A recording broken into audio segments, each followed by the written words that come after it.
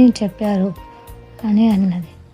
షర్మిలకు గుబులు గుబులుగా బెదురు చూపుల్లో ఏం చేయాలి ఇప్పుడు, చెర్రీకి ఎలా చెప్పాలి నేను అని ఆలోచిస్తూ సరే మమ్మీ అని మెల్లగా అనుకుంటూ లోపలికి వెళ్ళిపోతుంది.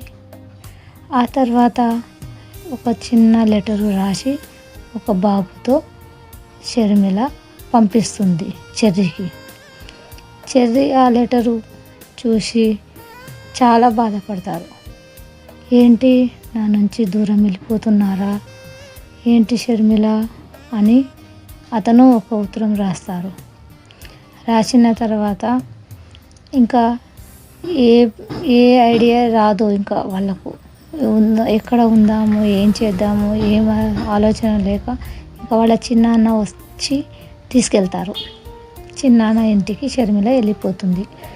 షర్మిల వెళ్ళిపోయిన తర్వాత చెర్రీకి ఇంకా ఏం తోచదు. ఇంకా చెర్రీ అలా ఆలోచనలో అలా తిరుగుతూ ఏం తోచక అన్నము నీళ్ళు అన్నీ మానేసేస్తాడు.